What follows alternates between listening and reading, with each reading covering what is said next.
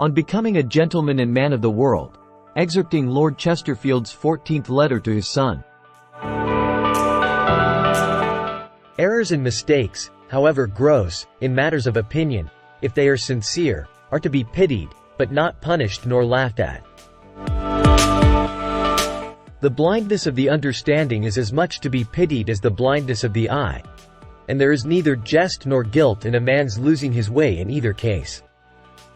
Charity bids us set him right if we can, by arguments and persuasions, but charity, at the same time, forbids, either to punish or ridicule his misfortune. Every man's reason is, and must be, his guide. And I may as well expect that every man should be of my size and complexion, as that he should reason just as I do. Every man seeks for truth, but God only knows who has found it.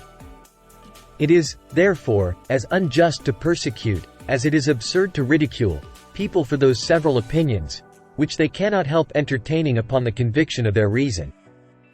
It is the man who tells, or who acts a lie, that is guilty, and not he who honestly and sincerely believes the lie. I really know nothing more criminal, more mean, and more ridiculous than lying. It is the production either of malice, cowardice, or vanity, and generally misses of its aim in every one of these views.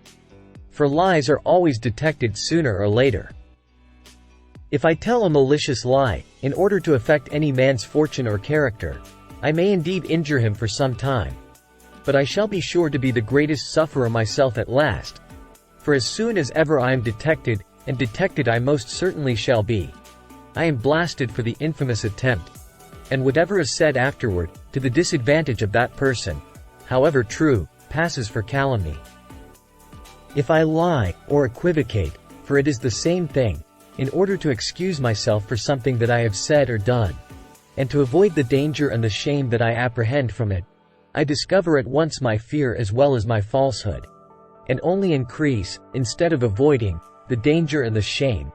I show myself to be the lowest and the meanest of mankind, and am sure to be always treated as such.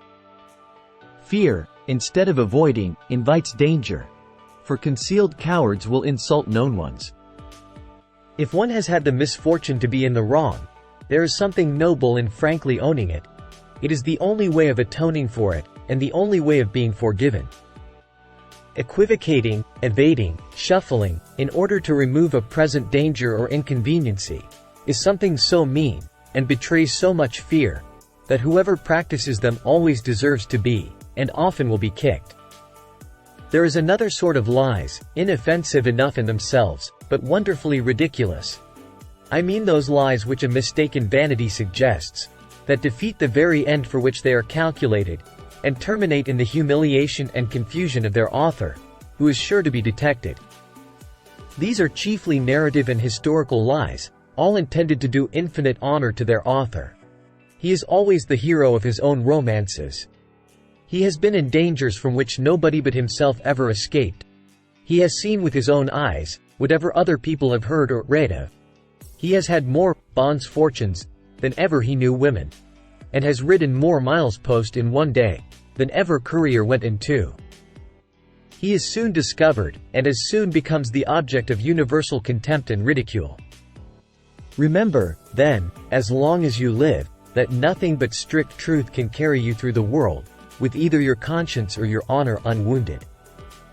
It is not only your duty, but your interest, as a proof of which you may always observe, that the greatest fools are the greatest liars. For my own part, I judge of every man's truth by his degree of understanding.